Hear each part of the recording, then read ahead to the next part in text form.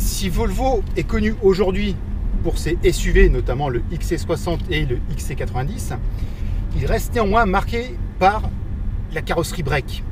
On est ici à bord du V60 Cross Country qui allie en fait la philosophie originelle du break, de l'énorme break typique Volvo, à cette tendance du SUV et du crossover.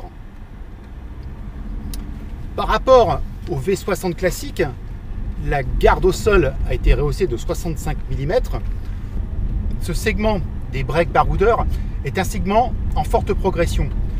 On note par exemple l'existence de la Skoda Octavia Scoot, même chez Volkswagen la Passat Alltrack, l'Audi A4 Allroad, bref, voilà, même Citroën sur un segment plus gros avec sa C5 Tourer. Et donc c'est quand même un segment, en tout cas pour la V60, qui va représenter 40% des ventes. Donc c'est énormissime.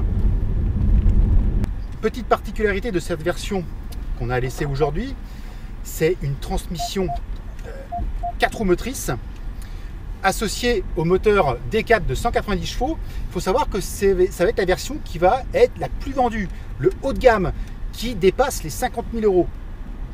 C'est la seule version à conserver le bloc 5 cylindres. C'est un moteur un petit peu d'ancienne génération et que la boîte automatique est à 6 rapports, alors que maintenant ils ont des 8. D'ailleurs, la version traction, elle, a ce nouveau D4 de 190 chevaux et la boîte automatique à 8 rapports.